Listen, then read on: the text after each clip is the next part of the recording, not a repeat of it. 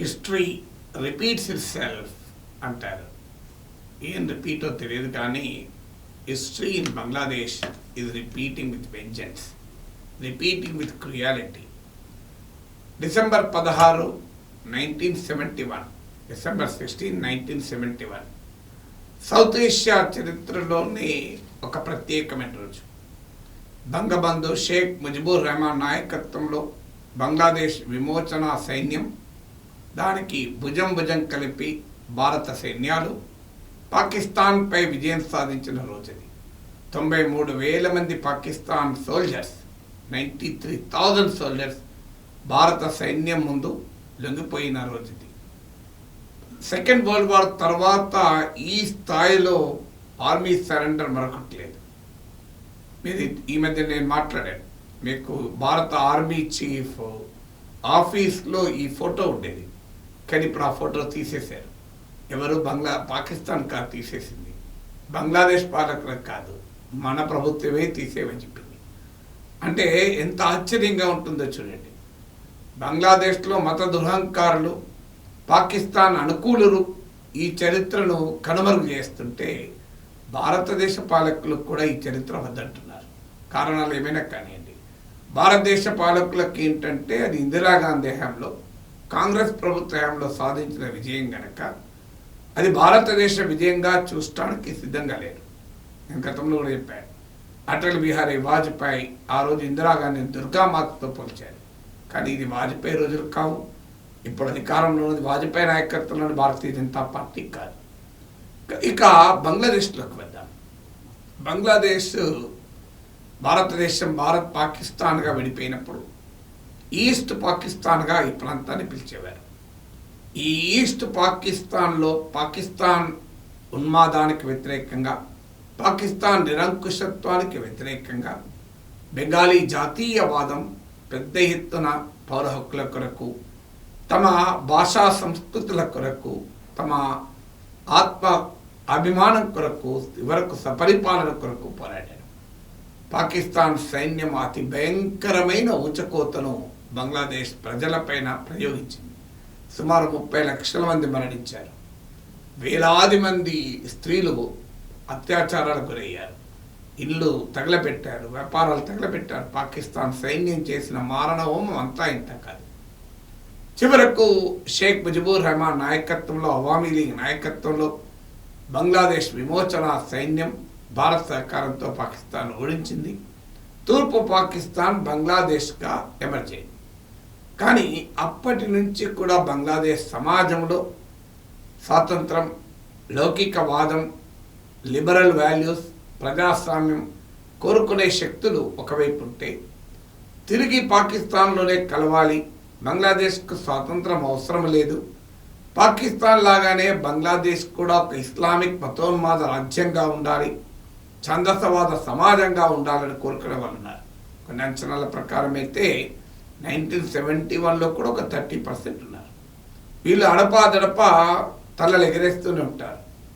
Awami league తర్వాత పాలకులు అప్రజాస్వామికంగా వ్యవహరించినప్పుడు, షేక్ హసీనా లాంటి వాళ్ళు నిరంకుశంగా వ్యవహరించినప్పుడు దానికి వ్యతిరేకంగా ప్రజల్లో ఉండే అసంతృప్తిని ఈ శక్తులు ఉపయోగించుకుంటూ పైకి వస్తూనే ఉంటాయి.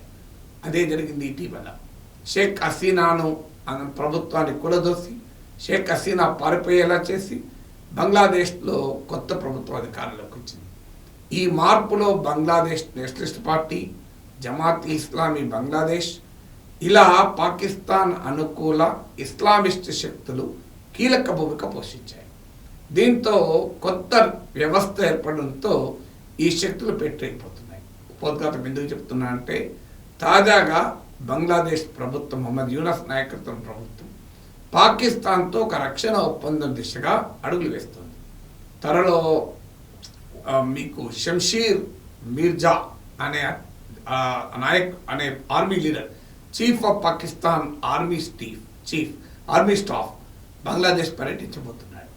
2 దేశాలు ఒప్పందం ప్రకారం సైనిక కార్గో, వస్తు నౌక పడవలు ఎలాంటి ఆటంకాలు లేకుండా బంగ్లాదేశ్ రేవులను చేరుకోవచ్చు. పాకిస్తాన్ సైనిక నాయకులు, సైనిక ప్రముఖులు సైనిక నిపుణులు వచ్చి బంగ్లాదేశ్ సైన్యాన్ని ట్రైన్ చేస్తారు. ఒక రకంగా బంగ్లాదేశ్ని తీసుకెళ్ళి పాకిస్తాన్కు జూనియర్ పార్ట్నర్గా మార్చబోతున్నారు. పాకిస్తాన్లో కలపాలనే నినాదం కూడా ఉంది. ఇక అది కూడా జరుగుతుందేమో మనకు తెలియదు భవిష్యత్తులో. దీని ప్రభావం ఏంటి? బంగ్లాదేశ్ ఒక మత ఛాందసవాద రాజ్యంగా, ఒక భయంకరమైన నిరంకుశ రాజ్యంగా ఎమర్జ్ కావడమే కాకుండా అదొక మతోన్మాద దేశంగా ఎమర్జ్ కాబోతుంది. ఇప్పటికే బంగ్లాదేశ్ రాజ్యాంగాన్ని రద్దు చేయాలి, బంగ్లాదేశ్లో సెక్యులర్గా ఉండాల్సిన అవసరం లేదు, మనం ఇస్లామిక్ స్టేట్ ఆఫ్ బంగ్లాదేశ్ ఎలాగైతే ఇస్లామిక్ స్టేట్ ఆఫ్ పాకిస్తాన్ ఉంటుందో ఇస్లామిక్ స్టేట్ ఆఫ్ బంగ్లాదేశ్ లాగా ఎమర్జ్ కావాలి, రాజ్యాంగం అవసరం లేదు, మన మతపరమైన చట్టాల ద్వారానే రాజ్యపాలన జాగాలి అనే శక్తులు బలపడుతున్నాయి. ఇప్పుడు ఏకంగా ప్రభుత్వం పాకిస్తాన్తో కలిసి సైనిక ఒప్పందాలు చేసుకోబోతుంది. అంటే సరిగ్గా 71 తర్వాత 53 ఏళ్ల పాటు జరిగిన చరిత్ర ఇప్పుడు సీరియస్ వెంజన్స్తో, ఒక క్రుయాలిటీతో 71 నుంచి మళ్ళీ వెనక్కిపోతుంది చరిత్ర. Bangladesh history is going backwards. దీని పర్యవసనాలు భారతదేశానికి, బంగ్లాదేశ్కు చాలా ప్రమాదకరం. బంగ్లాదేశ్లో మళ్ళీ మానవ హక్కుల ఉల్లంఘన, బంగ్లా భాష, సంస్కృతి, చరిత్రలపై భయంకరమైన దాడి జరుగుతుంది. ఇప్పటికే షేక్ ముజిబుర్ రెహమాన్ ఫోటోలను ధ్వంసం చేస్తున్నారు, విగ్రహాలను ధ్వంసం చేస్తున్నారు. సో గతం 1971 బంగ్లాదేశ్ విమోచన చిహ్నాలన్నింటినీ చరిత్రలో లేకుండా, ఫిజికల్గా లేకుండా కొత్త ప్రభుత్వంలో కొత్త పాలకులు చేస్తున్నారు. దీంతో భారతదేశానికి ఒక ప్రమాదం ఏంటంటే బంగ్లాదేశ్ సైన్యము మొదటి నుంచి కూడా పాకిస్తాన్ శిక్షణ పొందిన వారు బలంగా ఉన్నారు. వారు బంగ్లాదేశ్ ఏర్పడిన తర్వాత కూడా మిలిటరీ తిరుగుబాట్లు నిర్వహించారు. మీకు జనరల్ జియావుర్ రెహమాన్, హెచ్ఎం ఎర్షాద్ లాంటి మిలిటరీ పాలకులు పాకిస్తాన్ యొక్క ఏజెంట్లు వీళ్ళు. సో పాకిస్తాన్ అనుకూలులు వీళ్ళు. సో పాక్ సైన్యం చెప్పు చేతుల్లో ఉన్నవారు వీళ్ళు అడపాదడపా పాకిస్తాన్లో అధికారులకు కూడా వచ్చారు. జనరల్ జియావుర్ రెహమాన్ భార్య ఖాలిదా జియా అనే బంగ్లాదేశ్ నేషనలిస్ట్ పార్టీకి నాయకురాలు కూడా. సో అందువల్ల ఈ శక్తులన్నీ మళ్ళీ ముందుకొస్తే బంగ్లాదేశ్ ఒక మిలిటరీ రాజ్యంగా, ఒక మత రాజ్యంగా ఎమర్జవుతుంది. దీని ఫలితం ఏంటి అంటే భారతదేశానికి ఇప్పటికే ఈ పొరుగున పాకిస్తాన్ రూపంలో ఒక శాశ్వతమైన, ప్రమాదకరమైన, విషపూరితమైన శత్రువు ఉంది. Dangerous, toxic and permanent enemy. ఇప్పుడు బంగ్లాదేశ్ రూపంలో కూడా మరో శత్రువు ఉండబోతున్నాడు. మీకు పాకిస్తాన్ చేతుల్లో బంగ్లాదేశ్ ఉన్న రోజుల్లో, అంటే ఈ బంగ్లాదేశ్ విమోచనకు ముందు, కానీ బంగ్లాదేశ్ స్వాతంత్రం వచ్చాక జియావుర్ రెహమాన్, ఎర్షాద్ లాంటి పాలకులు ఉన్న సమయంలో కూడా బంగ్లాదేశ్ను భారత వ్యతిరేక తీవ్రవాద శక్తులకు అడ్డాగా ఉంది. United liberation front of Assam నుంచి మొదలుకొని అనేక నార్త్ ఈస్టర్న్ టెర్రరిస్ట్ ఫోర్సెస్ ఈ ప్రాంతాల భూటాన్, బంగ్లాదేశ్ ఈ ప్రాంతాల కార్యకలాపాలు నిర్వహించుకున్నారు. బంగ్లాదేశ్ అయితే ప్రధానంగా ఇస్లామిక్ తీవ్రవాదులకు కూడా ఒక అడ్డాగా ఉండేది. ఇప్పుడు మళ్ళీ ఆ ప్రమాదం ముంచుకొస్తుందని. ఎందుకంటే పాకిస్తాన్ ఆయుధాలను నార్త్ ఈస్టర్న్ స్టేట్స్ స్మగ్లింగ్ చేసేవారు. నార్త్ ఈస్ట్లో ఉండే అనేక రకాల తీవ్రవాద మూకలకు ఆయుధాలు, ఇతర రకాల లాజిస్టిక్ సపోర్ట్ ఇచ్చేవారు. ఇప్పుడు అదంతా మళ్ళీ తిరిగి వస్తుందా అన్న ఆందోళన కలుగుతుంది.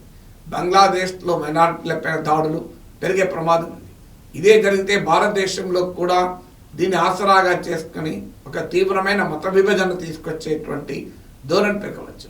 అందువల్ల ఈ దక్షిణాసియాలో మళ్ళీ మతం మంటలు, నిరంకుశ శక్తుల పెట్టరైపోవడం, ఈ పరిణామాల వల్ల వచ్చే ప్రమాదం కనబడుతోంది. బంగ్లాదేశ్ చరిత్ర వెనక్కపోతే అది భారత్ కూడా ప్రమాదకరం, బంగ్లాదేశ్కు ప్రమాదకరం, సౌత్ ఏషియాకు కూడా అస్థిరతను తెచ్చిపెడుతుంది.